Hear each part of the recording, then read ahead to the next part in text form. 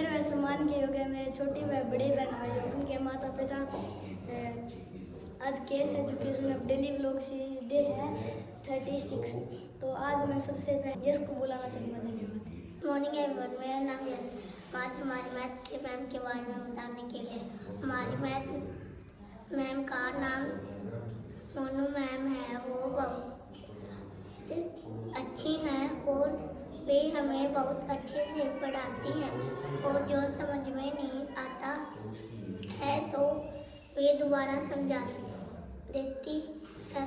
और उन मैमों ने अब स्कूल छोड़ दिया है और वे अब दूसरे स्कूल में पढ़ाती हैं। धन्यवाद। गुड मॉर्निंग एवरीवन, मेरा नाम आनी है। मैं आपको एक पोएम सुनाना चाहती हूँ। सूरज भैया क्या आपकी मम्मी ने डांटा है, गाल तुम्हारी लाल हो गई, लगता खाया चाटा है। Thank you very. Good morning everyone, मेरा नाम दिव्या। मैं आज आपको एक पोएम सुनाना चाहती हूँ। उठो नाला बाकी खोलो, पानी लाए मुँह धो लो, बीती रात का बदल फूल, उनके ऊपर बोल चुले, चिड़िया चहक उठी पेड़ों पर, बहने लगी आवाज थी सुन, न मैंने आए लाली छाई धरती पर प्यार छवि पाई। Thank you very. Good morning everyone, मेरा नाम विनत है और मैं आज आप सभी को एक कहानी सुनाना चाहती हूँ। एक बार की बात है, एक जंगल था और एक जंगल में एक नदी थी। नदी में एक मगरमच्छ रहता था। एक दिन उसने नदी की सारी मछलियाँ खा ली और अब तो कोई गीदड़ भी वहाँ पर नहीं आता था। तब उसका दोस्त कछुआ आया और पूछा क्या हाल है। मगरमच्छ बोला भाई मैं तो बहुत परेशान हूँ, एक तो नदी की सारी मछलियाँ भी खत्म हो गई और यहाँ पर अब गीदड़ भी पानी पीने नहीं आते। तो कछुए ने कहा कि मेरे पास एक उपाय है, अगर अब मैं जैसा कहूँ तुम वैसा करो तो शायद तुम्हें गीदड़ मिल सकता है। जब मगरमच्छ बोला ठीक है, तुम मेरे को बताओ क्या करना है मुझे। जब कछुए ने उसको सारी बात बता दी और वह जोर जोर से चिल्लाने लगा, अरे मेरा दोस्त मगरमच्छ मर गया। तभी वहाँ से एक गीदड़ आया और उसने कहा क्या हुआ कछुआ भाई। जब वह बोला मेरा दोस्त मगरमच्छ मर गया और गीदड़ बोला अरे यह मर गया, अब तो हम निश्चिंत होकर पानी पी सकते हैं। फिर कछुए ने कहा क्या कह रहे हो तुम। बोला नहीं मैं कुछ नहीं कह रहा, बहुत दुख की बात है, तुम्हारा दोस्त मर गया है। तभी उसे दिखा कि मगरमच्छ सांस ले रहा है और उसने कहा, उसको शक हो गया और उसने कहा कि लेकिन भाई मैंने तो सुना है कि जब कोई मगरमच्छ मर जाता है तो उसकी पूंछ ऊपर होती है। तब मगरमच्छ मूर्ख उसकी बातों में आ गया और उसने अपनी पूंछ को ऊपर कर लिया। तब गीदड़ समझ गया और वह वहाँ से भाग गया। तब कछुए ने कहा तुम उसकी बातों में फिर आ गए, अब तुम्हें कुछ नहीं मिलेगा, तुम भूखे ही मरो। धन्यवाद। Good evening all of you, मेरा नाम प्रिया और मैं आपको एक कहानी सुनाना चाहती हूँ। चींटी और टिड्डी का। एक बार गर्मियों का मौसम था, तब चींटियाँ अपना खाना इकट्ठा करती थी कि सर्दियों का मौसम आएगा। तब टिड्डा नाच गाने में मस्त रहता था और कुछ समय बाद गर्मियों का मौसम, सर्दियों का मौसम, कुछ समय बाद एक चींटी अपना दाना लेकर जा रही थी। उसके पास टिड्डा था, उसका दाना भारी होने के कारण वह गिर गई। तो वह बोली टिड्डी से कि तुम मेरी मदद कर दो, मैं तुम्हें उसके बदले कुछ दे दूँगी। पर टिड्डी ने मना कर दिया। टिड्डी ने प्रार्थना की कि तुम मेरे सामान उठा दो, पर फिर भी टिड्डा अपने गाने में मस्त रहा। वह अपना सामान उठाकर चलने लगी। कुछ समय बाद जब सर्दियों का मौसम आया मौसम आया तो चींटी अपने घर में आराम से रहती और अपना खाना खाती। तभी टिड्डा ठंडी हवा के कारण कँपने लगा और भूखे कारण उसके अंदर कमजोरी आ गई। उसे भी समझ में आ गया कि मुझे कुछ समय पहले ही खाना बचा के रखना था। तभी वह चींटियों के घर पे गया। जब उसने चींटियों के घर का दरवाजा खटखटाया तो चींटियां बाहर निकल कर आई और टिड्डा उनसे बोला कि तुम मुझे रहने के लिए और कुछ खाने के लिए दे दो। पर चींटी ने मना कर दिया कि तुमने मेरी मदद नहीं करी थी तो मैं भी तुम्हारी मदद नहीं करूँगी। तो फिर वह बोला कि तुम मेरी मदद कर दो, मैं तुम्हारी कर दूंगा आगे। चींटियों ने मना कर दिया। हमें यह शिक्षा मिलती है, हमें दूसरे की मदद करनी चाहिए। धन्यवाद। Good morning, good evening. मेरा नाम रुद्र है। मैं आपको एक कहानी सुनाऊंगा। बैल बड़ा है, भैंस बड़ी है बुद्धि। एक बार की बात है, एक व्यापारी था। वह बहुत बुद्धिमान था और एक पहलवान था। वह बुद्धिमान तो नहीं था पर वह बहुत ताकतवर था। वह किसी भी प्रतियोगिता में जाता तो वह सबको हरा कर ही आता था। वह बहुत ही ताकतवर था। तो एक बार उसने सोचा कि क्यों ना मैं उस व्यापारी को भी हरा दूं। वो ऐसे करता रहता है कि ताकत से बड़ी अकल है। तभी एक दिन उसने व्यापारी को चैलेंज दे दिया कि मैं तुझको हराऊंगा। व्यापारी ऐसे बोला, अगर तेरे में दम है तो तू मेरे घर पर आ जाना। तभी वह घर पर आ गया। व्यापारी उसको एक 7 फुट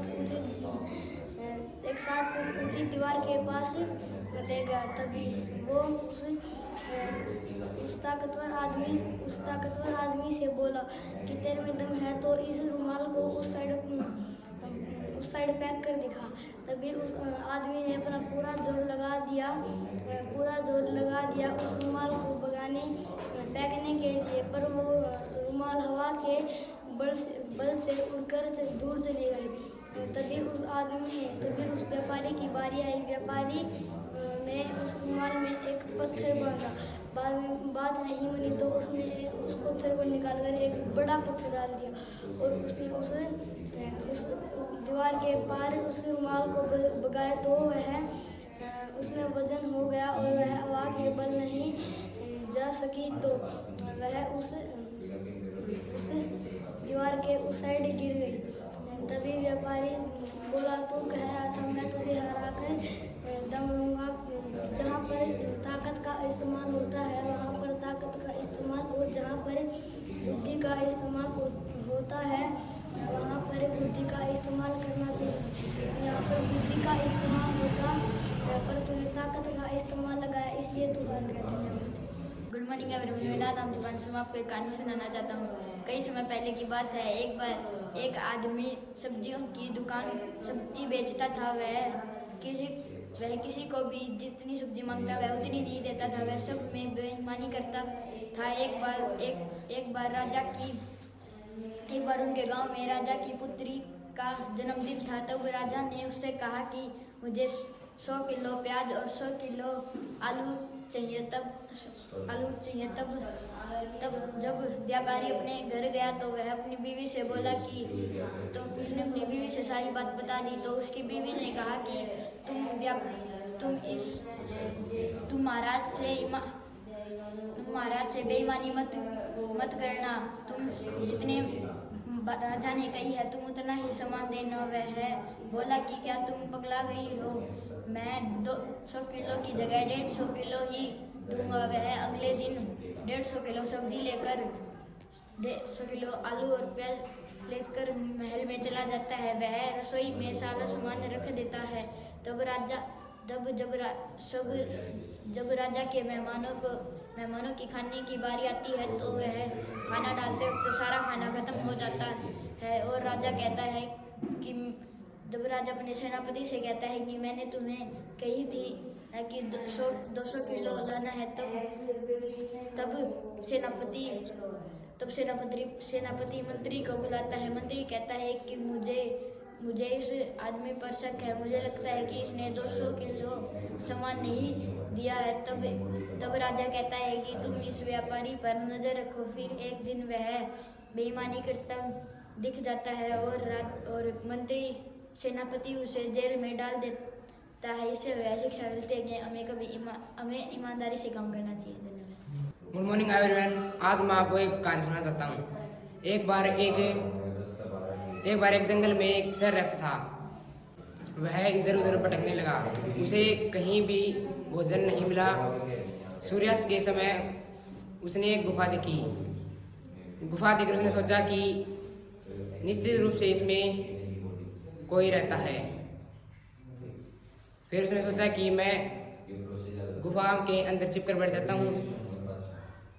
शाम को जब कोई आएगा मैं उसे खा जाऊंगा। यह सोचकर वह उस गुफा के अंदर छिप गया। थोड़ी देर बाद गिद्दड़ आया।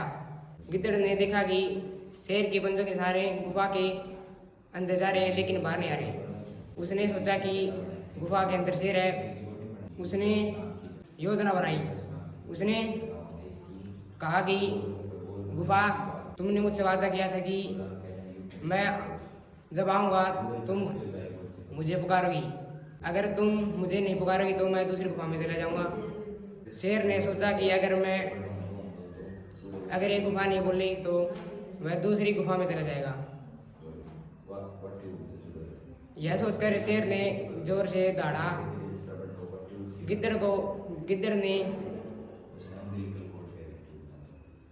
गिद्दड़ ने शेर की आवाज़ सुनी और वह वहाँ से चला गया। Thank you. Good morning all of you. मेरा नाम लक्ष्य है। आज मैं आप लोगों को कहानी सुनाने वाला हूँ। एक बार की बात है, एक गांव में 3 भाई अपने पिता के साथ रहते थे। एक बार उनका पिता बोला, अरे मेरे पास ना ही तो पैसा है ना ही तो सोना चांदी है, और तुम खुद से कुछ करो, कुछ अलग करो और पैसे कमाओ। और थोड़े टाइम बाद उनका पिता गुजर जाता है और वह तीनों भाई एक सफ़र पर निकल जाते हैं और उन्हें पता नहीं था कि कौन सी साइड क्या है, और उन्होंने सफ़र पर निकल गए और कुछ समय बाद उनका खाना भी खत्म हो गया और वह 24 घंटे लगातार चलते रहे। और कुछ समय बाद उन्हें एक बहुत बड़ा राज्य दिखाई दिया और वह राज्य के पास जाने लगे तो उन्हें देखा, सबसे बड़े भाई ने देखा कि वहाँ पे एक ऊँट के पैरों के निशान थे। और थोड़ी देर आगे जाने के बाद उससे छोटे भाई ने कहा, या एक साइड की घास खा रखी है और एक साइड की घास नहीं खा रखी। यह हो सकता है कि ऊँट एक आँख से अंधा हो। और थोड़ी देर बाद सबसे छोटा भाई बोला, हाँ, और उसके साथ उस पर एक महिला और एक बच्चा उस पर सवार था। और थोड़ी देर बाद एक घुड़सवार उनके साइड में से निकला और सबसे बड़े भाई ने कहा, अरे तुम क्या ढूंढ रहे हो? तभी वह रुक गया और बोला, तुम्हें कैसे पता चला मैं कुछ ढूंढ रहा हूँ? वह बोला, तुम्हारे मुंह से पता चल रहा है कि तुम कुछ ढूंढ रहे हो। क्या तुम एक विशाल बड़ा ऊँट ढूंढ रहे हो? और तभी उससे छोटा भाई बोला, और वह एक आँख से अंधा था। और सबसे छोटा भाई बोला कि उस पर एक महिला और एक बच्चा सवार थे। तभी वह बोला, हाँ वही था, तुम्हें बताओ, तुम्हारे पास ही है मेरा ऊँट, बताओ कहाँ पर है? वह बोला, हमने तो तुम्हारे ऊँट की शिकल तक भी नहीं देखी। तभी वह बोला, झूठ मत बोलो, तुम लोग राजा के पास चलो। तभी वह राजा के पास गया। उन तीनों को लेकर वह राजा से बोला, राजा जी, इन्होंने मेरा ऊँट चुरा लिया है और अब वह बता भी नहीं रहे हैं। तभी राजा बोला, चोरों बता दो ऊँट किधर है। वह बोले, हमें ऊँट का पता भी नहीं है कि वह कैसा दिखता है। तभी ऊँट का मालिक बोला, मैंने इनसे कुछ भी नहीं कहा और इन्होंने फिर भी मेरे को रोककर सब कुछ बता दिया। और राजा बोला, तुम ही चोर हो अब तो। तभी राजा ने थोड़ी देर बाद एक अपने दरबारी को बुलाया और उसे कान में कुछ फुसफुसाया। और थोड़ी देर बाद वह दरबारी अपने 2 दरबारियों के साथ एक बड़ा सा डब्बा लेकर आया और उसको आराम से नीचे रख दिया। तभी राजा बोला, बताओ इसके अंदर क्या है। तभी सबसे बड़ा भाई बोला, इसके अंदर कोई गोल वस्तु है। और बाद में उससे छोटा भाई बोला इसके अंदर अनार है। और सबसे छोटा भाई बोला और वह कच्चा है। तभी पेटी खोल कर देखा तो उसके अंदर कच्चा अनार निकला। राजा चौंक गया और वह बोला, ऊँट के मालिक, यह तो पूरी बात है कि यह तीनों चोर नहीं है। तुम लोग जा सकते हो और खाना भी खा सकते हो। धन्यवाद। अगर आपको इस वीडियो में कोई गलती दिखाई दे तो कमेंट करें और लाइक सब्सक्राइब जरूर करें।